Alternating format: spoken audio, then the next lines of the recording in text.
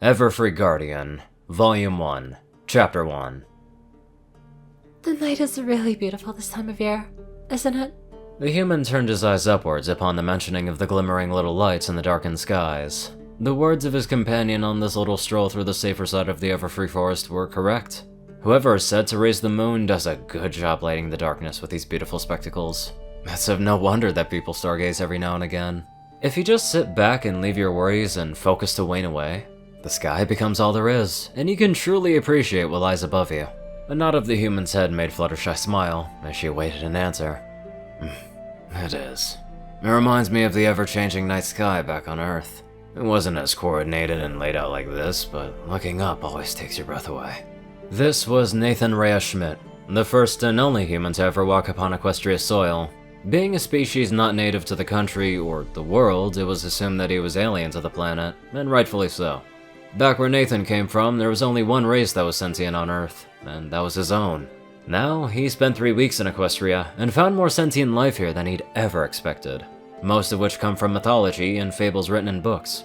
Pegasi, unicorns, dragons, griffins, the whole 9 yards. Of course, that didn't mean that he was getting friendly. Coming from a peculiar and rough situation before winding up in the unpredictable and highly dangerous forest known as the Everfree, Nate was armed with the weapons of his people. 4 of them, in fact, as well as the knowledge to gather the materials and assemble the ammunition needed to keep them going. You see, when Nathan first arrived in Equestria, he was hurt. Badly. 2 bullet wounds were present on his arm, and a large gash ran down his chest, running deep into the muscle, and even cutting a rib. Awakening in the Everfree wasn't pleasant, especially when a pack of wooden wolves came barreling at him in a ferocious pack. His shotgun was the only thing that stood between him and death, and when he had escaped them before they reconstructed, he met Fluttershy at the tree line of the forest. She was the first pony who offered his hand, and the only one that he wanted to give the time of day to trust and know. He wasn't an expert on winding up on alien planets, but if this place was anything like Earth, then they'd do what humans would do if an alien ever appeared. Capture, dissect, study. It's not really what he wanted, and nor is it ever gonna happen, so long as he had something to say and do about it. Anyways, for the last 3 weeks, Nathan had been here, in Equestria, living as a sort of neighbor to Fluttershy. Being foreign and not enthused by the idea of meeting the ponies of Ponyville, Fluttershy understood his recluse, offering to instead start a bit of a trading deal to help each other get by. Since Nathan decided to live back in the Everfree a bit, he would get the herbs, plants, and spices needed within the forest. And in return, she would trade him those herbs for the various meats that she has, which were primarily used to feed her carnivorous animal friends before the human came along. It seemed to work. Nathan built his own little house about a mile into the forest, set up the old furniture Fluttershy no longer needed in her house within it, and had been sitting pretty with the anthropomorphic mare for a while now. It's gotten so easy for the 2 of them that they've had the time to hang out on occasion, often bonding over a cup of tea at Fluttershy's, or in Nate's case a mug of apple cider, or having a picnic near Nathan's house. It was quite a thing to see, a human and a pony getting along so well. Normally, in either's case, the opposing species would find the other a freak, or a godly abomination of life itself. And while Nate's guard was normally up most of the time, he lessened his principles of hatred whenever Fluttershy was around. Her kindness was a mediator for his animosity. But for once, Nathan didn't oppose friendship. Where he was from, a friend was the death of you. No one was your friend for no reason. There was always something in it for them.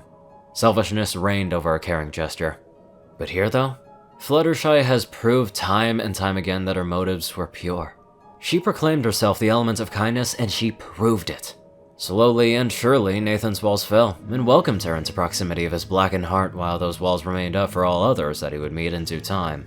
A gentle giggle from his left pulled Nathan out of his inner monologue and reminiscing. Glancing over, he eyed up the humanized Pegasus. Aside from the obvious equine features, Fluttershy and those like her represented humans in more ways than one. She stood around his height, if not a little shorter, and had all the curves and assets that made her a woman.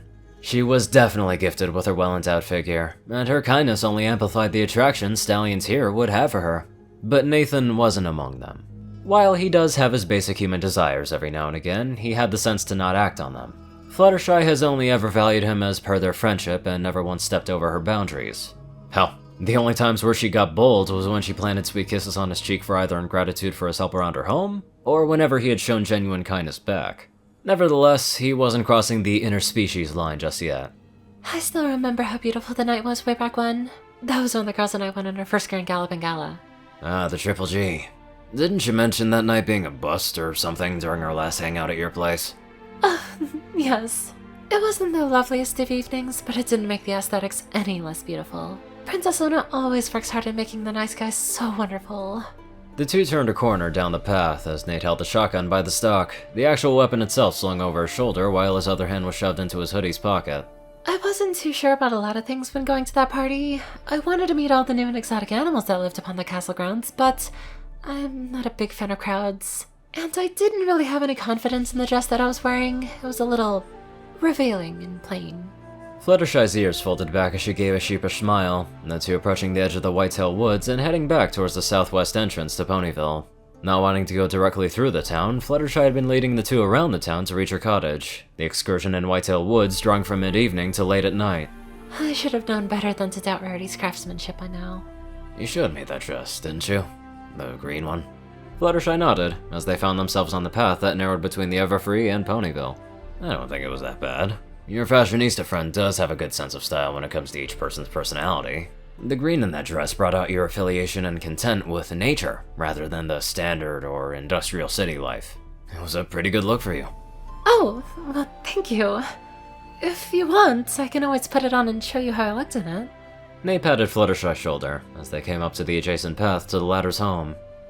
Flutters, you don't need to go out of your way to do that. If Rarity made it to make you look dazzling, I don't believe it. He ushered her forward as he stopped at the bridge going over the small river. You'd best head on inside. Oh, and here's the stuff that we collected out there. Nate handed the bucket full of different materials gathered at Whitetail Woods to Fluttershy, letting her take it and sifting through it to ensure that they had everything. Excellent. This'll help me with Harry's back troubles wonderfully. Thank you so much for helping me scavenge for all this, Nate. Even with one of my animal friends, and maybe even Angel, I would still have too much baggage to carry home alone. Especially since it's so late already. No problem, Fluttershy. You've scratched my back a lot these past couple of weeks. Aside from the few batches of herbs, it's high time I paid you back for your troubles. Oh, Nate, helping you has never been a burden on me. If anything, I believe making you go get those plants and special spices from my medicines troubled you. She trailed the toe of her shoe on the old tile of the bridge as she gave a shy look down at the railing behind her. I don't like going into the Everfree. Even in the day, it's so dark and scary in there. There's so many unpredictable creatures and monsters living in there, and it's a wonder that Princess Celestia hasn't destroyed it. She may very well have tried, if the threat is that real. In all honesty, aside from the supernatural aspect of the forest, those woods are exactly like the jungles and forests back on my planet. So, it's less of a hassle for me to learn to survive and adapt in there. Fluttershy gave a narrowed stare at her human friend as he walked up to the side of the bridge beside her. I just wish that you could have at least tried to come to live in Ponyville. I know I live on the outskirts of town, but I still go in every now and again for my friends and household needs. You know how I feel about that, Fluttershy. Not yet. One day, but not yet. A sigh was all Nate got in response, as she shuffled in place. I know, and I won't push you. But it would make me so happy if you could just give one of my other friends a chance. You do realize that I work at Sweet Apple Acres, right? The Apple family doesn't really see me as a friend, but we all respect each other enough to keep my existence a secret. I know.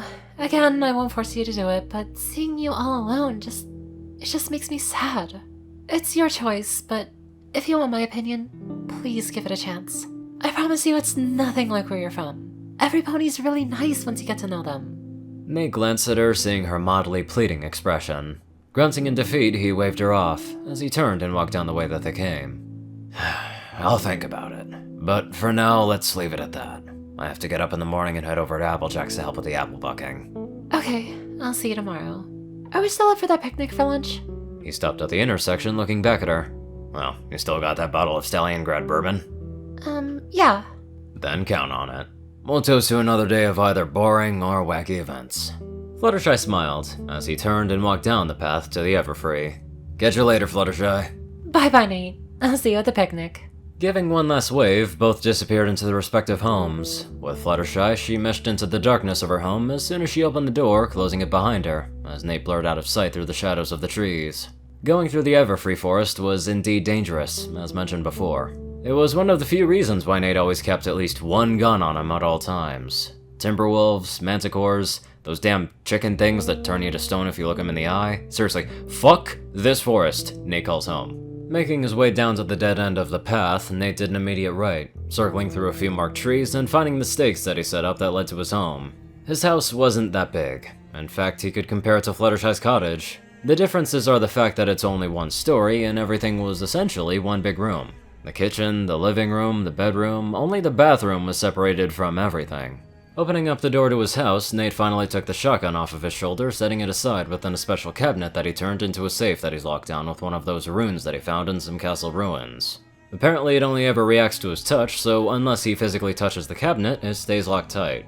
Inside the cabinet itself were his other 3 guns. One was a bolt-action rifle, a Remington Model 700 to be exact, and one fit with some very powerful full metal jacket rounds and homemade 7.62 by 51mm NATO ammunition.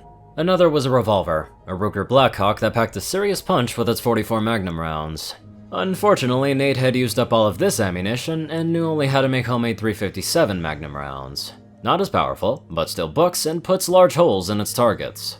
It was quite a bitch for Nate to have to continuously scour the Everfree for the materials needed to craft these bullets. And quite frankly, he was surprised that he was able to find the correct minerals and gunpowder buried just a couple inches above rich, undisturbed dirt. But his tracking rune always pointed out these locations picture perfect.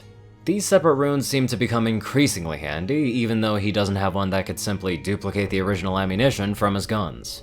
It sucked, but that's why he learned to make his own bullets, even if they could never be as great as the original made by professionals trained to do this. The third was a Smith & Wesson M&P Shield model pistol, his first and most dearly treasured handgun. Reliable, concealable, and was the easiest to handle and craft 9mm bullets for. He always had it on him, even when he was going to sleep. Lastly, there was the aforementioned shotgun in his hands, a Mossberg 590. It was arguably the most lethal out of them all at certain ranges. It was the gun to save him from those Timberwolves after all, and making the 12-gauge shells for it was as easy as the pistol cartridges.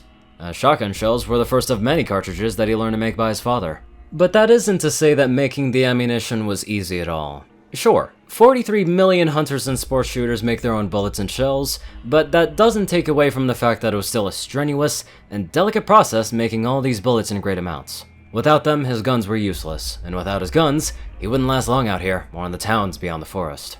His involvement with bad people and a bad family gave him that edge to survive, and now that he's here in Equestria, he couldn't be any more thankful for it.